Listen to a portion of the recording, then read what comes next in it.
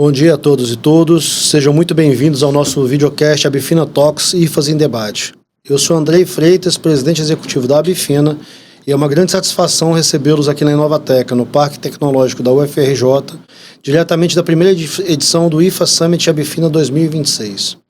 É com grande entusiasmo que damos continuidade à programação do nosso IFAS Summit Abifina 2026.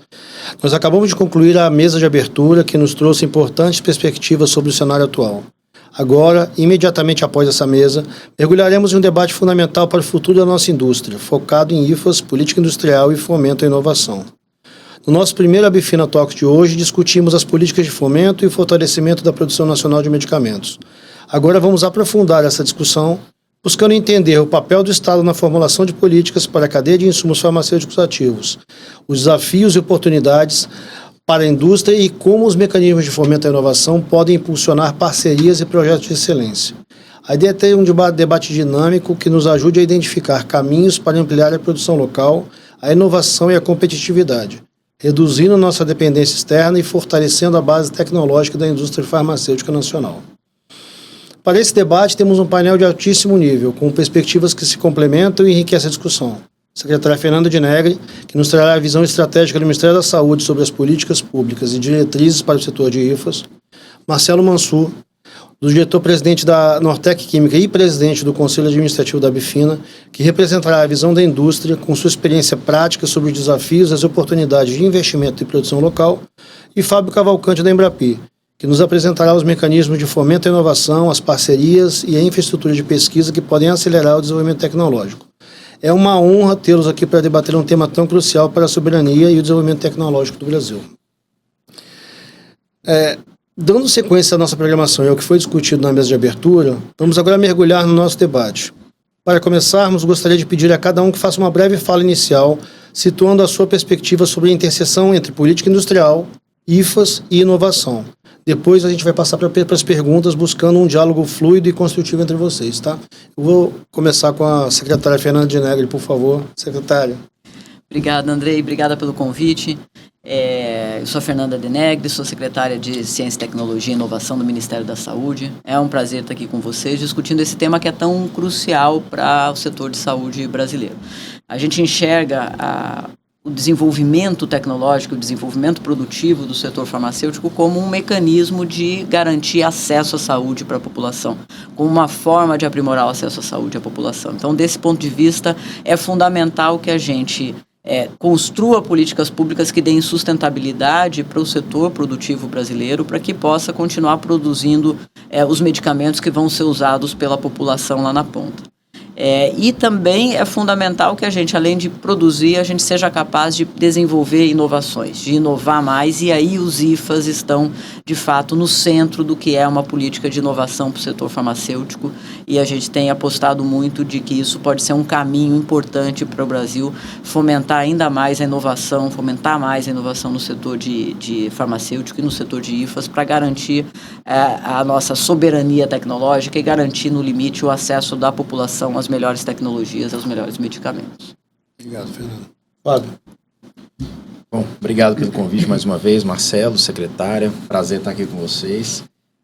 A Embrapi é uma instituição relativamente jovem, né? São 13 anos de operação, mas atendendo a todos os setores da indústria, em termos de apoio à inovação tecnológica, a gente sabe que o setor da saúde é o segundo que mais utiliza a Embrapi. E isso mostra que temos demanda, temos projetos. A maioria das empresas não tem infraestrutura para desenvolver projetos de P&D dentro de casa, é caro, né, você ter laboratórios, ter equipamentos.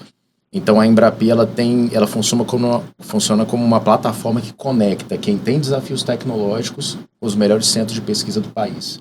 E a gente faz isso com recursos dos nossos parceiros públicos, como o Ministério da Saúde, Indústria e Comércio, Ministério da Ciência, Tecnologia e Inovação, Ministério da Educação, o BNDES. São vários parceiros que aportam e apostam na Embrapi para que a gente possa ajudar essas empresas que têm desafios tecnológicos, que precisam de apoio não só em termos de infraestrutura, mas também de recursos financeiros, aportando recurso não reembolsável. Então, um prazer estar aqui com vocês. Vamos explorar um pouquinho mais de como a gente vem ajudando esse setor. Obrigado. Marcelo, por favor. Bom, obrigado pelo convite, obrigado por vocês estarem aqui, né, secretária, Fábio.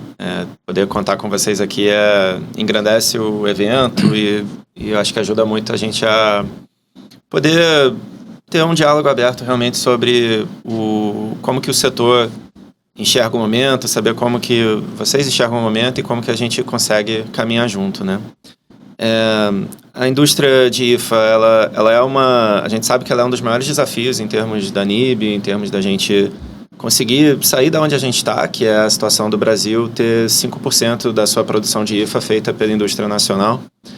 O grande desafio realmente é tirar um atraso e reverter esse quadro de redução da presença dessa indústria no país, né? Que se deu na medida em que a farmacêutica se fortaleceu, a farmoquímica acabou passando por esse processo de redução, muito pelas pressões de custo e pelo fato que a gente teve outros países que escolheram essa indústria como indústria extremamente estratégica para eles poderem ter capilaridade aí pelo mundo. Então, a gente entende que esse é um governo que acredita nisso. A gente viu esse governo buscar retomar a política que ele tinha lá atrás, antes dela ser interrompida, né?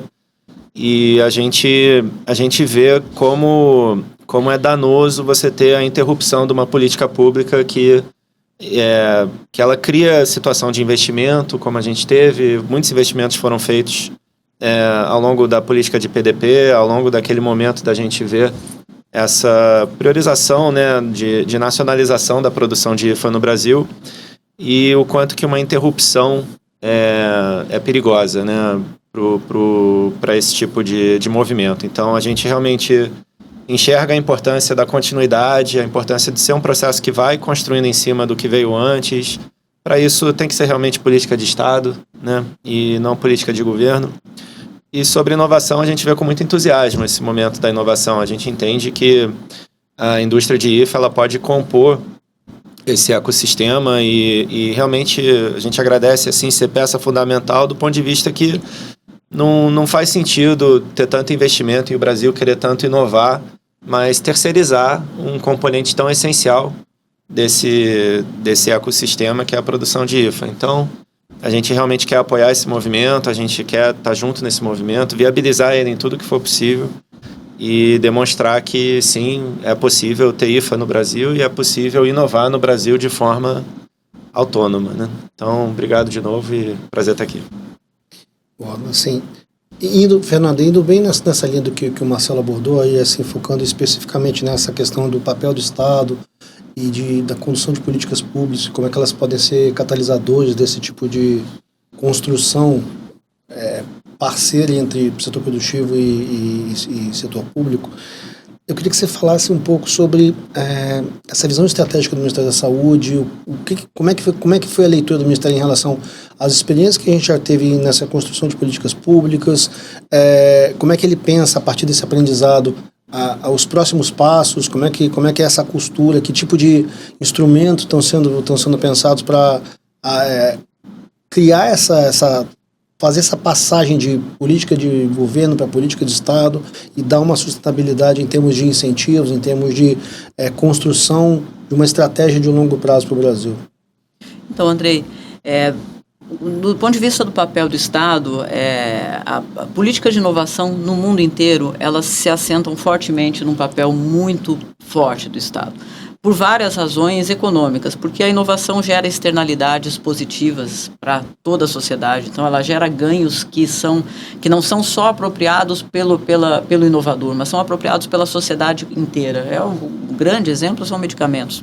Quando uma empresa fabrica um novo medicamento, desenvolve um novo medicamento, a sociedade inteira ganha com isso. Então, gera externalidades, que a gente chama, os economistas chamam de externalidades positivas para todo mundo. E é uma atividade que tem muito risco. Então, se você não tiver algum suporte público muito forte para inovar, algum tipo de compartilhamento de risco no processo de inovação, as empresas não vão se arriscar a fazer inovação. Então, essas são duas grandes razões que justificam e que explicam o fato de que políticas de inovação no mundo inteiro são fortemente apoiadas, pelo Estado, que a inovação no mundo inteiro ela é fortemente apoiada pelo Estado. Como é que a gente tem visto isso no Ministério da Saúde? A gente até comentou lá no evento, que a gente tem políticas de fomento à pesquisa básica no Ministério da Saúde, tradicionalmente. Tem as PDPs, que embora tenha tido interrupções no último governo, a gente retomou e é uma política tradicional do Ministério, mas a gente também precisa diversificar esse nosso portfólio de instrumentos olhando para a inovação. E como é que a gente está pensando em fazer isso? O que a gente está tomando de ações em relação a isso? Primeiro, a gente teve um movimento muito forte de regulamentação da lei de pesquisa clínica, da lei de pesquisa com seres humanos, que a gente acha que pesquisa clínica é um elemento muito fundamental para a inovação no setor. Faltou a palavra aqui, fiquei buscando. É um elemento fundamental para a inovação do setor. Então, a gente apostou muito em fazer a regulamentação da lei de pesquisa clínica, e a gente espera colocar o Brasil como um dos grandes players mundiais na pesquisa clínica, porque a gente tem diversidade genética, diversidade populacional, e muito dos medicamentos que a gente usa no Brasil são testados fora do Brasil, ou seja, não são adequados às necessidades da população brasileira. Então, esse foi um movimento. E um outro movimento também foi um movimento de regulação, de melhorar a regulação de preços, de fortalecer a Anvisa. O ministro Padilha colocou 130 novos cargos, 129 novos cargos na Anvisa para facilitar e agilizar o processo de registro. E todo o debate que a gente está fazendo no programa de inovação radical que a gente tem desenvolvido, né? Que procura colocar, a gente está fazendo isso em parceria com o CNPEM, que a ideia é disponibilizar uma infraestrutura de pesquisa e desenvolvimento dedicada às necessidades de inovação do setor empresarial. Então, a indústria vai poder chegar no CNPEM e falar, quero pesquisar uma nova molécula, um novo medicamento, e vai ter uma equipe técnica, vai ter equipamentos, vai ter um laboratório para atender essas demandas da indústria, que hoje, muitas vezes, são feitas fora do Brasil, etc. Como é que a gente dá sustentabilidade para isso, que é um tópico da sua pergunta também? E aí eu já encerro aqui a minha resposta. Eu acho que fazer de uma política pública não ser só uma política de governo, mas uma política de Estado, envolve muito a participação e a adesão da própria sociedade. Então, essa política, e eu tenho falado isso quando a gente está discutindo o programa de inovação radical, ela não se sustenta se não tiver uma participação intensa do setor que é interessado na política, porque esse setor, a sociedade que vai garantir que essa política possa sobreviver aos governos e se transformar numa política de Estado. Isso. Eu acho que esse talvez seja o grande mecanismo pelo qual a gente pode garantir que uma política tenha longevidade, né? É assim no caso de várias políticas públicas brasileiras que foram bem-sucedidas nesse quesito. Né? O melhor exemplo que a gente tem nesse sentido na própria área de saúde é a própria lei dos genéricos. Né? Assim, essa Exato. Construção que fez um marco, né, um divisor de águas na situação da indústria farmacêutica no Brasil, ela vem de um desenho bem na linha do que você está colocando. E assim, a gente tem esse exemplo construído no Brasil. A gente já tem esse aprendizado, a gente tem que aproveitar dele. Marcelo, assim, pensando agora da perspectiva da indústria e olhando da perspectiva da indústria, olhando para as políticas de governo que a gente tem, para os programas, para os instrumentos, como é que você vê isso? Como é que você vê esse funcionamento? Como é que eles têm servido como impulsionadores de certos tipos de desenvolvimento? Como é que eles têm, na sua opinião, como é que eles podem ser melhor articulados para ajudar a alcançar esse modelo que a Fernanda estava dizendo agora há pouco, de passar de algo conjuntural para algo estrutural, algo que envolve toda a sociedade, que tem uma durabilidade, uma sustentabilidade de longo prazo, que dá os saltos que a gente precisa dar nessa cadeia produtiva? Bom, de fato, primeiro é reconhecer que esse governo trouxe de volta essa premissa de que a gente deve desenvolver a indústria nacional, né? Então, assim, a interrupção realmente prejudica muito, porque qualquer investimento nesse setor não é um investimento de rápido retorno, né? Então, o investimento que você faz nesse setor, começando um investimento hoje, você vai começar a ter retorno em 5, 6 anos, com o tempo regulatório e tudo que leva. Então, a continuidade é essencial, né? E entender que são políticas que levam décadas, como levou a do genérico, para a gente ter o parque farmacêutico que a gente tem hoje, e como lá fora a gente vê o parque farmacoquímico que tem na Índia, na China. São políticas que tiveram consistência ao longo de décadas para se chegar onde se chegou. Então, o primeiro ponto realmente é a continuidade, e para isso eu acho que assim, os setores têm que entender o poder que tem o mercado brasileiro, o poder que tem o SUS, né? Assim, quando a gente nacionaliza a produção de um IFA para o SUS, isso levanta uma fábrica, né? E contrata 50 pessoas, um produto para o SUS. E a gente tem que entender que essa fábrica, ela vai fazer aquele produto, mas ela vai estar pronta para fazer outros produtos no futuro, para outros mercados, ela vai capacitar a gente para trabalhar outros produtos para outros mercados.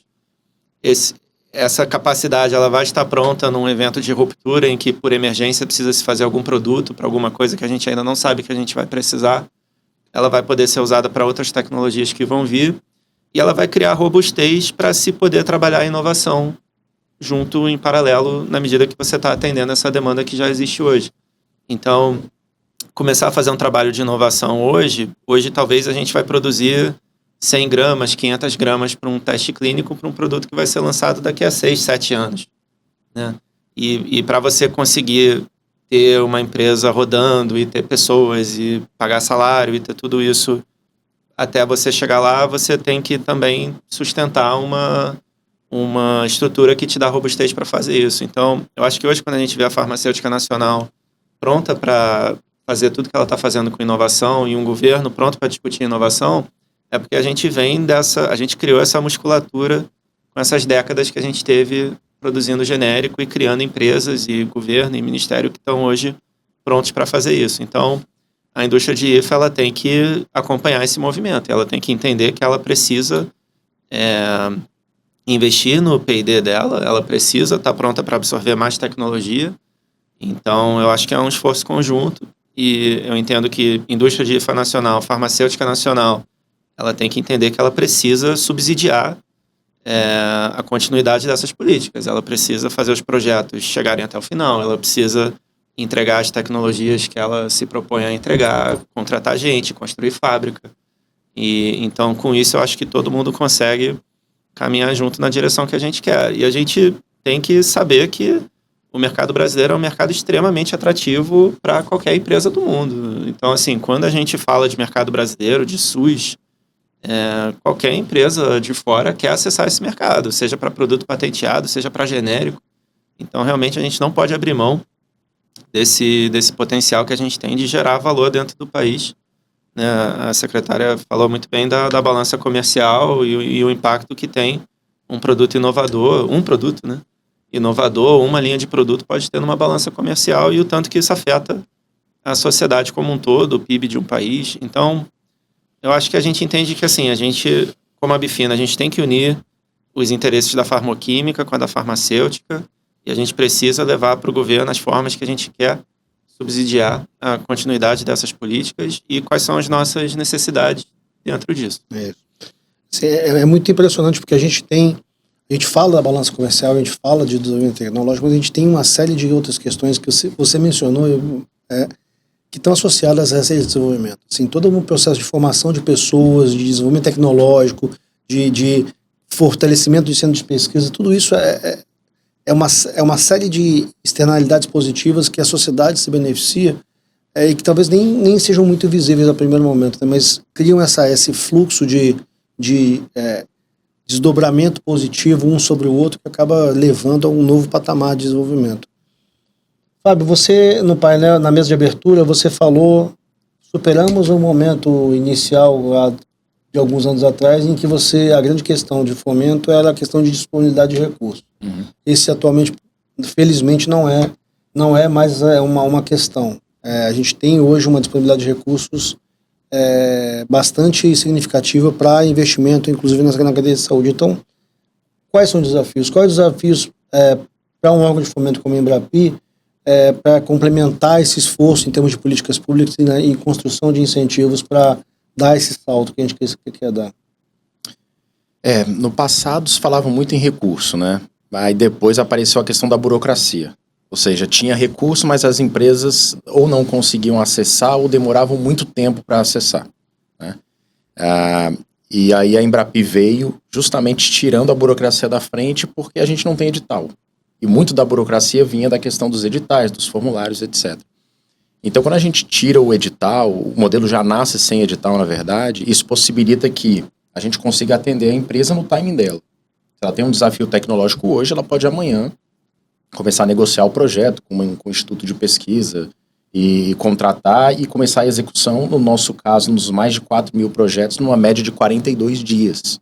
Então, quando você pensa em 42 dias para você fazer todo o processo, incluindo negociação e iniciar a execução do projeto, é um case de sucesso de tirar, de fato, a burocracia do caminho. Então, quando você tem recurso, você tira a burocracia da frente, ainda falta um ponto, que é a questão da conexão. Muitas empresas que participavam de editais, quando elas recebiam um recurso, por exemplo, de subvenção econômica, que o recurso vai para a empresa, elas falavam, e agora? Com quem eu falo? Quem vai me ajudar a desenvolver isso?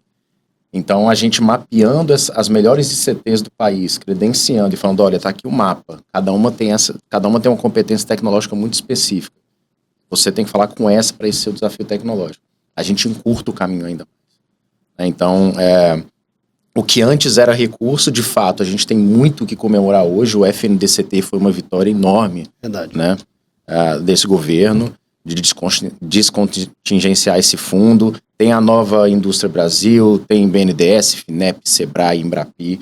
Então, assim, tem muitos instrumentos, agora aparecerem os desafios, né? A Embrapi, apesar de ter o setor da saúde como aquele que mais utiliza a Embrapi, o setor farmacêutico e farmoquímico, dentro do mundo da saúde, ainda utiliza pouco, né? E nós temos diversas unidades credenciadas. Então, a gente tem que tentar descobrir o que está faltando, de fato, do lado da indústria, para que ela utilize esse modelo aí que é tão benéfico para desenvolver tecnologia. Esse modelo da Embrapi, com as unidades Embrapi, é muito na linha também do que o Ministério da Saúde está construindo agora com esse projeto junto com o CNPEM e com esse novo centro de IFAs baseados em biodiversidade. Esse projeto, nossa, eu tô numa alegria de ver ele sair, que vai ser uma coisa sensacional. Então, assim, você cria realmente um conjunto de oportunidades muito significativo que a gente tem que saber como aproveitar. A gente não, talvez um dos papéis principais da Bifina nesse ecossistema todo seja facilitar essa conexão. As entidades como a Bifina acho que tem esse papel de facilitar essa conexão, aproximar as empresas associadas à Bifina de entidades como a Embrapi, do Ministério da Saúde e de oportunidades como essas desses novos centros que estão sendo desenvolvidos para realmente dar esse salto que a gente está precisando. Acho que isso é um papel muito importante. Falando mais especificamente dos gargalos que a gente tem no setor, quais são as principais dificuldades hoje, Marcelo? Assim, falando em termos de estrutura mesmo, o que a gente precisa priorizar para atacar primeiro em termos de problemas que precisam ser superados para que a gente possa dar esse salto que a gente está falando? Bom, acho que a gente tem que conciliar o curto prazo com o longo prazo, né? O longo prazo, a gente participar de inovação, a gente tem que ter estrutura de P&D, estrutura de pessoas para poder suportar esse movimento de inovação. Então, quando uma farmacêutica tem uma molécula que ela descobriu, ela tem um produto ou de extração, um produto sintético, e ela precisa de 100, 500 gramas, 1 quilo para fazer um teste clínico, a gente tem que ter laboratório e gente para fazer isso aqui dentro do Brasil e não criar uma situação em que ela tem que contratar alguém lá fora para fazer. Então, para isso, hoje, realmente, essa estrutura de financiamento ajuda muito, porque a gente consegue acessar recurso para a gente poder sustentar uma indústria de P&D que não gera um faturamento, ela está apostando num projeto lá na frente. Então, isso é o longo prazo, eu acho que ele é bem endereçado hoje. O que tem hoje de recurso financeiro permite a gente ter esse tipo de estrutura. Mas a gente precisa também, no curto prazo, se a gente não a gente precisa ter fábrica para sustentar isso lá na frente. A gente tem que ter pessoas capacitadas para operar a fábrica, operar a planta, operar um controle de qualidade. Precisa ter time regulatório. Então, para a gente poder lá na frente também, se hoje a gente está fabricando gramas, daqui a alguns anos a gente vai ter que fabricar tonelada. E essas fábricas, elas têm que estar subindo hoje, essas pessoas têm que estar sendo capacitadas hoje. E para isso a gente tem que ter alguns projetos de curto prazo que ajudem a indústria a ter essa robustez lá para frente. a alavanca mais forte vai ser sempre nacionalização de produtos estratégicos. Assim, essa é a alavanca que ela tem desafios enormes. Eu falo que ela é como se fosse um foguete, né? Porque o foguete, ele é complexo, é uma operação gigante, pode ter percalço, mas o foguete, ele te leva para o espaço.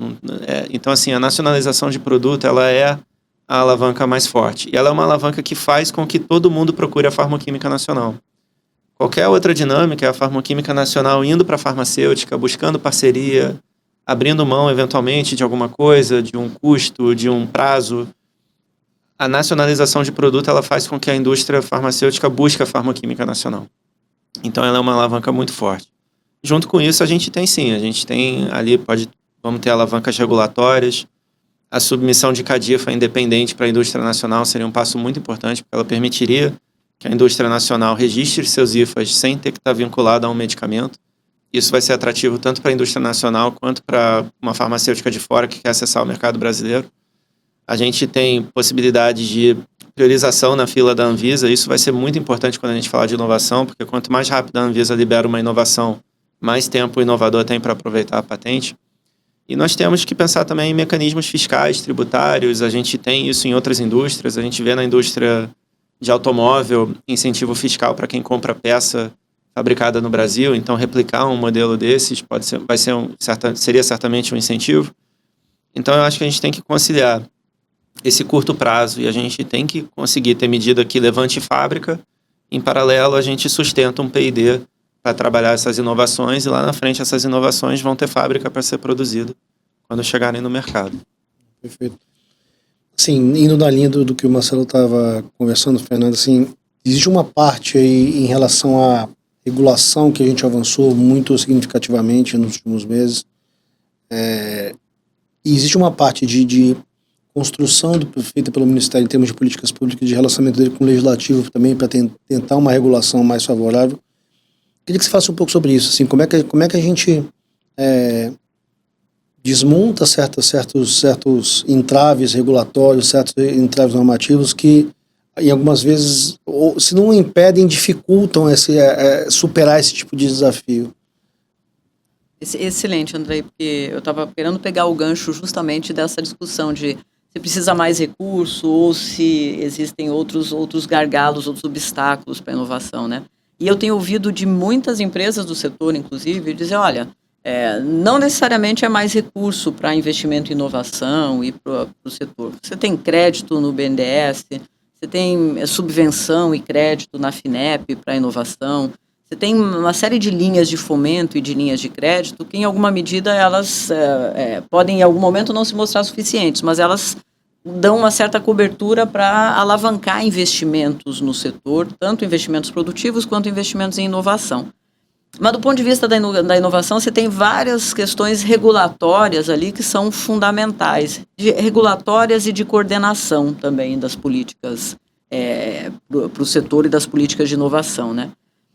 As questões regulatórias eu acho que são gargalos muito importantes. A gente tem tentado sempre numa parceria e num diálogo frequente com a Anvisa, com outros ministérios, com o próprio Legislativo, tentar superar alguns desses gargalos.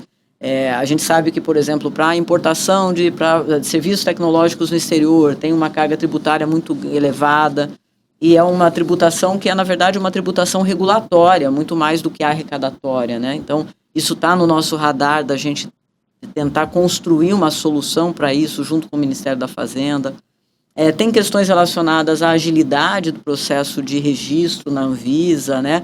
E a própria forma como a agência consegue encarar um produto inovador, porque veja só, você estava num ambiente em que a indústria brasileira inovava pouco, então a própria constituição das normas infralegais, regulatórias da Anvisa, ela foi feita olhando para esse cenário de uma indústria que acabava não demandando muita inovação. Isso está mudando, então, e a gente precisa mudar isso também na forma como a agência reguladora enxerga o que vai ser de submissão, o que vai vir de submissão da indústria brasileira. Tanto do ponto de vista de pesquisa clínica, a gente tem exemplos de protocolos de pesquisa que ficaram anos ali para serem aprovados. Então, isso já está mudando. Acho que o Leandro e o time lá da Anvisa também estão fazendo um trabalho no sentido de mudar isso, né?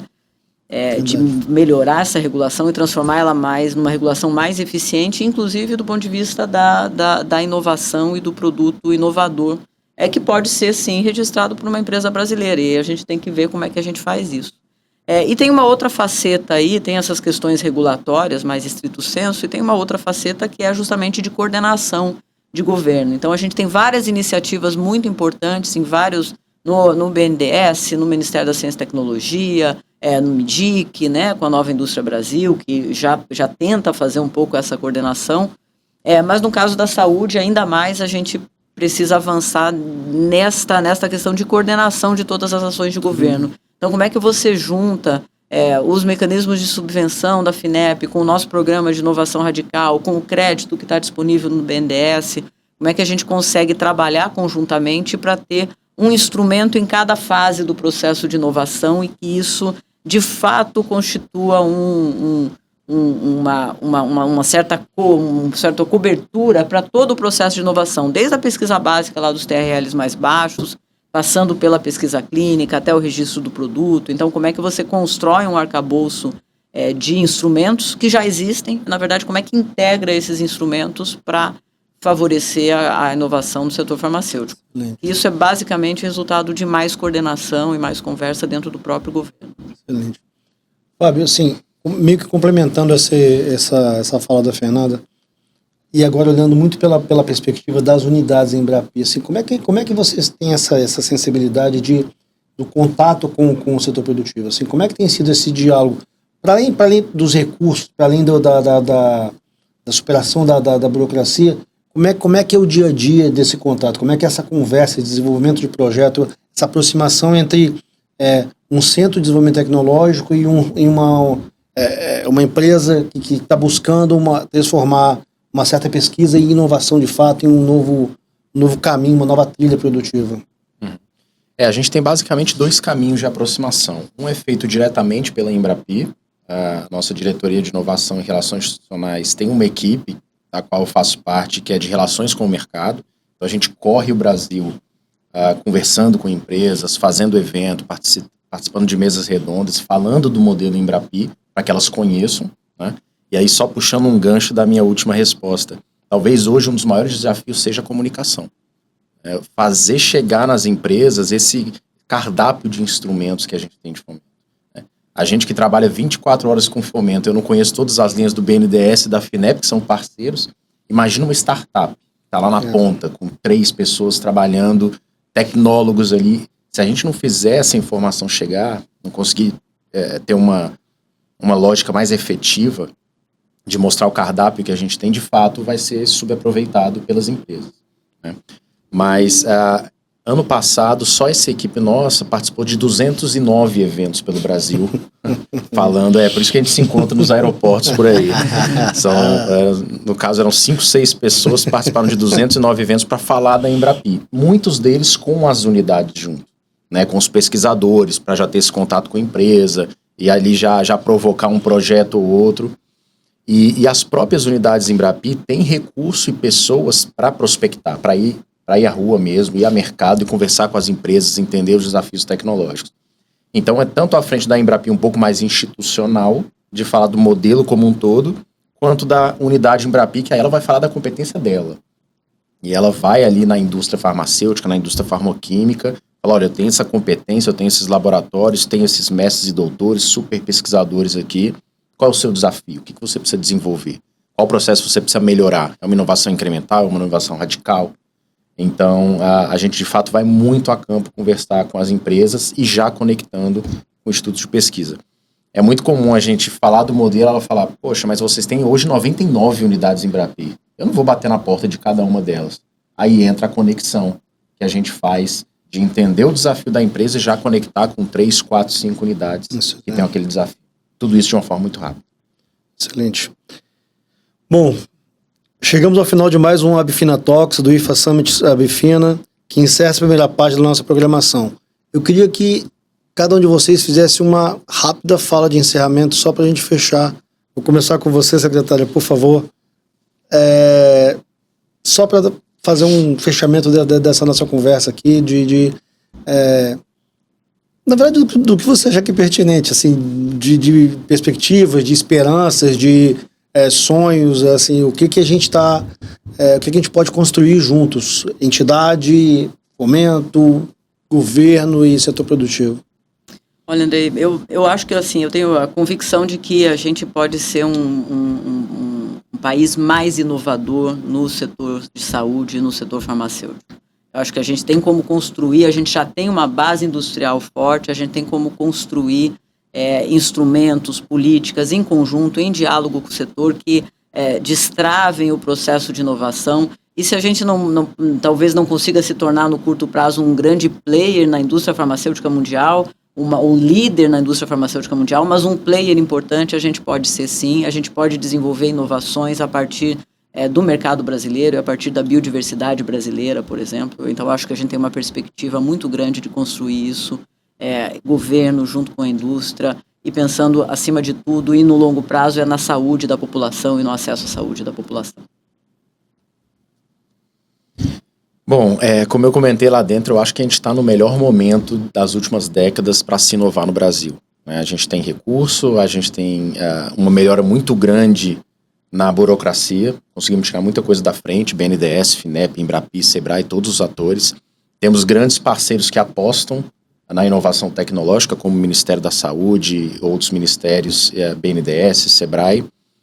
E a mensagem que eu deixo é: entendam o seu desafio tecnológico, procurem todas as instituições de fomento para entender qual que consegue te atender melhor, se é subvenção econômica, se é um crédito para infraestrutura, se é não reembolsável em Embrapi, mas aproveitem porque o cardápio é grande, tem muita coisa na mesa, basta você conhecer e entender o que encaixa melhor para o seu desafio e, de fato, inovar. É isso. Obrigado. Marcelo. Eu quero agradecer estar com vocês aqui. Meu recado final é que a gente precisa conciliar esse curto prazo com esse longo prazo. Nós temos políticas que já demonstraram funcionar para alavancar o investimento na indústria nacional, a gente precisa dar continuidade.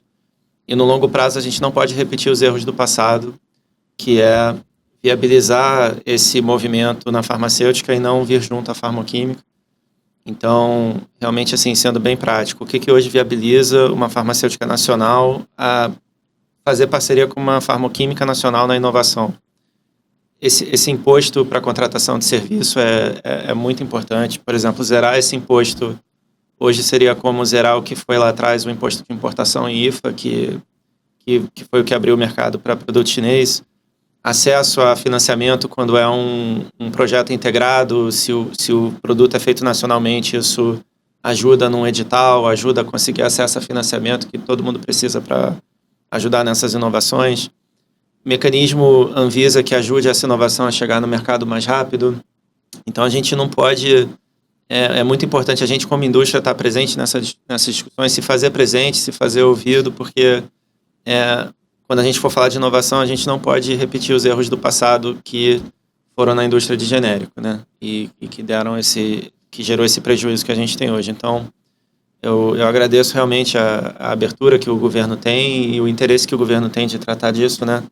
E realmente nosso papel é estar presente e demonstrar o que deu certo, o que deu errado no passado e o que a gente tem que fazer para frente para realmente a gente chegar nesse nível do Brasil ser um país que lança produto para o mercado mundial, aproveita a sua biodiversidade, fecha essa balança comercial e gera mais valor dentro do país, né?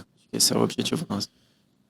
Acho que fica claro que esse é um trabalho coletivo, né? Que nenhum dos atores que faz parte desse ecossistema consegue resolver as questões todas que a gente tem para enfrentar sozinho. Acho que é muito importante a gente ter esse diálogo permanente, a gente conseguir permanentemente estar avaliando o que foi feito, pensando junto os próximos passos. A Abifina está à disposição. A entidade ela tem esse papel, eu entendo muito claramente o papel de uma entidade como a Abifina nesse sentido, ser alguém que é capaz de catalisar esses diferentes atores, ajudar nessa construção coletiva. Acho que esse é o nosso grande esforço. Trabalharmos juntos e fazemos aquilo que o setor é destinado a fazer, que é o que você falou bem, Fernanda. No fim do dia, nosso grande trabalho, nosso grande objetivo conjunto é oferecer à população brasileira o acesso à melhor saúde possível, melhores produtos, melhores serviços, melhor ambiente possível. Eu agradeço a presença de vocês, agradeço por esse bate-papo. A gente segue no IFA Summit, a programação tá intensa, a gente tem muita coisa para conversar. Obrigado, viu? Obrigado. Obrigado.